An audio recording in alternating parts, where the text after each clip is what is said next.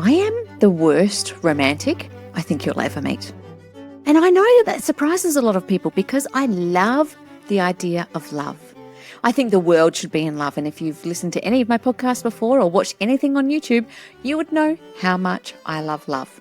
But romance, I don't know, it just gives me the ick. Can you even say that? When I first met Mark, so this was like 15, 16 years ago, we were having a random date and we were talking about products that we use in the house. So boring. Anyway, his birthday was rolling around and he invited me to his party and I thought, well, I've got to get this guy a present. What do you buy someone that you've just started dating? And then I had an epiphany and I rocked up to his party with all his friends with an Enyo mop because I thought the Enyo mop was amazing and it can move in all different directions. It had swivel heads on it. It was yellow and black and he's Richmond. I was just like, this is going to be perfect. And do you know what I got? Do you know what I got from Mark? Pretty much this. That's right. It was kind of probably more like a grunt. Hey, honey, if you're listening. But anyway, I bought him a mop. And he never said a word. I mean, he said thank you, and then we moved on. It wasn't until about 8 years ago, I reckon, that we were talking about the worst presents you have ever received. And Mark pipes up with, Emma's first present to me was a mop. That was awkward. That did not bode well for any of our friends who kind of went, all right, you're really not romantic. I've tried to make up for it over the years. So in about the 5th year, I bought him a wobbler. Now, I don't know if you've seen these wobblers, and if you're watching me on YouTube, you'll see how big this thing is. It was about 50 kilos. It's a plate, and you step up onto the plate and you like wobble. And it's meant to be really good for core workouts. Anyway, I thought it was the best present ever. Again, just another grunt. I'm just not very good. It's not that I'm not good at picking presents because it was a helpful present. And he loves the wobbler. But it's just not that romantic, isn't it? And then my third fail, and then now I've stopped. But my third fail was if you have heard of a guy called Wim Hof.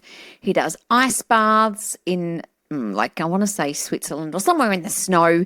He basically just gets in his shorts and he goes and does ice baths and all the things. Anyway, Mark was really into it. And I'm like, this would be awesome for him to you can go and spend 5 days with Wim Hof. You'll learn the breathing and the meditation techniques and all the bits and pieces. And so I thought, yeah, we'll do that. So January 2020 was a pretty special birthday for Mark. And we're sitting across the table and I handed him an envelope, and inside the envelope was 5 days with Wim Hof and flights for him to go and see Wim Hof. Now, I thought romantic, practical present, really wanted it. He was stoked. And Evie at the time, so 5 years ago, she was about 5 or 6, and she didn't quite understand. She said, what is it, Mum? And I said to Evie, we're sending Dad away for 3 weeks so he can go and play in the snow, in which case she burst into tears. I'm just not very romantic. I am just Miss Practical. To give you another version of me, I think I've done 2 romantic presents. The first one was our first year anniversary. It was super cute. It was a poster with a road directory, 3 love hearts on where we met, where we got married and where we live. Oh, isn't that romantic? That's all I've got. And then on the 13th, our 13th anniversary, which was this year, married, I got a song written for him on Songfinch. And I thought it was super romantic. We were driving in the car and my kids were in the back and they're like, play the song, Mum, just play the song. He hadn't heard it yet. I'm like, okay, cool, I'll play the song. So we got into the car. We'd all been for a family dinner. Got into the car. I put the song on, I turned it up. He got into the car, turned the song down. And we're all like, uh-oh, what's going to happen now? And then he heard something about a boxing gym. And he's like, what is this song? Anyway, he turned the song up. And needless to say, it was a song. No, I tried. I'm not trying anymore. That's it. I'm done. I am Miss Practical. And how this outworks in my life is I love a good gadget. I love a good organizer. I love good travel bags. And for work, that's amazing, isn't it? Because you get to travel and you get to play with all these little bits and pieces. But for work, so practical that I sometimes can miss intuition, gut feeling, all the things, because I'm so busy being practical. Let me tell you how that outworks. I want to tell you a couple of things and how that outworks. First of all, we are known at Emma McQueen for our community. We build a community, and very practically speaking, we build that community with intention. Now, you might say to me, how the heck do you build a community with intention? Great question. Well, you don't just gather people, you actually curate rooms filled with aligned, generous people who have the same values. You are extremely deliberate about the people you bring into your rooms, and I'm extremely deliberate about the people that I keep out of my rooms. Now, no one will say that. That's so unpopular, right? Because we're all being inclusive. But the reality is, one rotten tomato ruins it for everyone. And so people know when they work with Emma McQueen that you come into the community, you've been vetted, you've been filtered, you've got the tick of approval. And very practically, I sit down for a Go-Getters Day, for instance. We had a Go-Getters Day, 65 women in the room. I curated every single table at that event to make sure that each person got what they needed and what they came there for. They walked away with help from that table. That's how it practically outworks when you're curating a community. Thriving Women Dinners. I make sure that we seat people next to each other who need each other in that moment. Now, that might sound like a lot of effort, and to be honest, it is a lot of effort, right? But what's the payoff? The payoff is that someone walks away and goes, oh my goodness, I did not know she could do that. That woman is magic. I need that woman in my life. And so I think when you're thinking about building a community with intention, you have to think really micro on what that actually looks like. For Go-Getters Day, we have a 15-minute call that you can do with me before the day. And the reason I do that, and that's 65 women, ladies, but the reason I do that is I'm like, what do you need? Who do you need to meet? Where can I sit you? And so every single event that we do at Emma McQueen is down to that micro level of detail, because community doesn't just happen on its own. So that's a really practical example. The other practical example from the Emma McQueen business is, you would have heard this, I am obsessed, in a good way, I think, over sales activities. Lots of people come to me and say, I can't get the leads, I can't get the clients, I'm not busy enough, etc., etc. And I obsess over the numbers. I track my LinkedIn time. I track the meetings booked. I track the calls made. I track proposals sent. I track all the things, right? Because I know that what you measure matters. And if you're measuring the wrong stuff, well, then you'll get the wrong result. And so when we're talking very practical, I use some simple tools. It could just be a spreadsheet. To my left, I have a whiteboard. I have a whiteboard with all the names of my VIP clients on it. And every day I look at that and go, how can I make their life better? It's just a really practical example of how it outworks. And on the bottom of the board is, who do I want to work with? And I name names who I want to work with. You should see it. You're not allowed in my cave, but I'm just saying. So I obsess over sales activities, because sales activities moves the dial in revenue generating activities. And can I just add that I've had a few different calls this week around sales activities, and someone reached out to me on LinkedIn, bless, and she said, I'd like to come to something that you've got going on. Will it help me with my sales? I'm like, depends on where you want to come to. Anyway, she had said, someone has given me some advice. I'm like, Anyway, she told me this piece of advice, which was basically to go into Facebook groups and spruik herself, which just gives me the ick. And she was asking me what I thought of that. And I said, I think you've gone into some Facebook groups and maybe you've asked some opinions and people have given you well-meaning opinions, and perhaps they're not in the arena that you are trying to be in. I was very gentle. And then I said to her, can I just give you one thing to do that will help you grow your business? And she said, yes. And I said, awesome. I said, I just want to ask 2 questions first. How many people do you have on your email list? And how often do you send your email? The answer was, I actually don't have an email list and I don't send any emails. Ladies, I wish I had $1 for every time I heard this. This is not uncommon.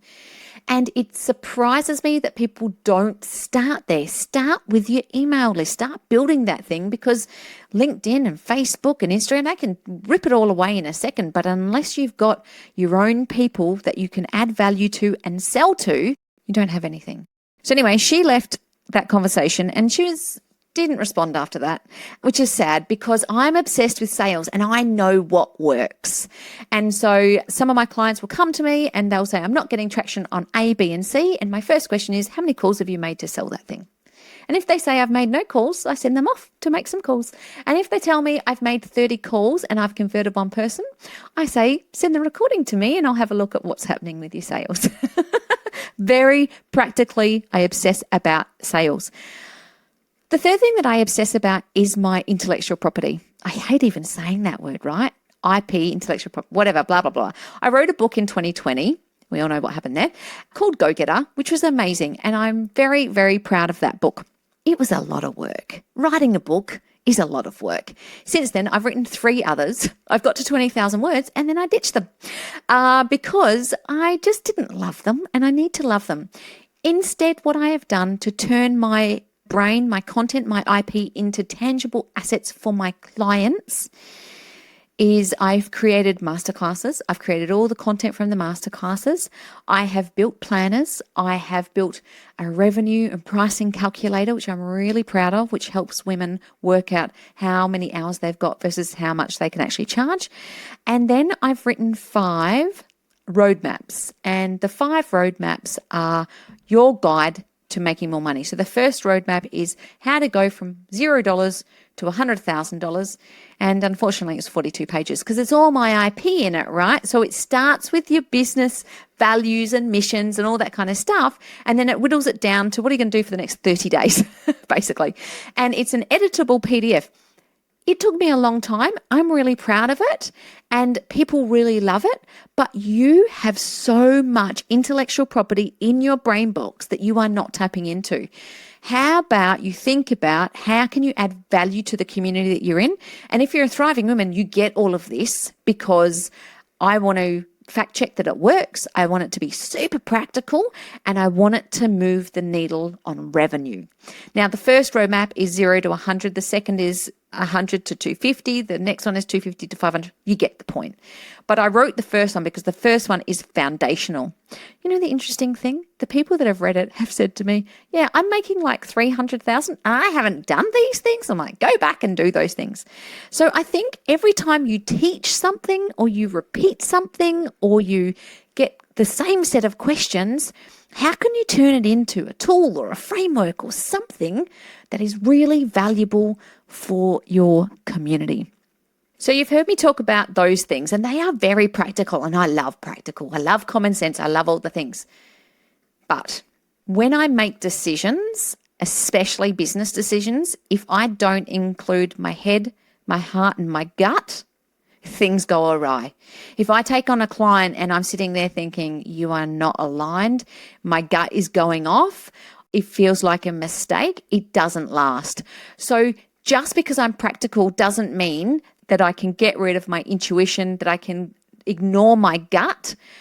You need to have both. You need to have both in business. You need to make sure that you're doing things that move the needle in your business, and you need to make sure that your head and your heart are aligned. And again, practically, which is hilarious, how I do that is through meditation and through having my own CEO time to do my own thinking about that. So it's not all just go, go, go, busy, busy, busy for the sake of it. It's actually got some really big intention behind it. And my CEO time is twice a week. I sit on the couch with a cup of tea and I stare out the window and I ask myself just one question that I can ruminate on. Because if we forget our gut and we forget our intention, all the other stuff doesn't actually come into play because we're not in the best headspace to outwork that stuff. So again, very practical, but that is how Emma McQueen operates, and that's how we make sure that the practical and the gut and head and heart all come together so that we can feel like this business is a holistic business. It's not just pushing out more content for content's sake. As you've heard, I am not romantic, and it's taken me years to be okay with that. And now I am okay with that. I'll take my husband to a nice dinner and we don't smushy and do kisses and all the things.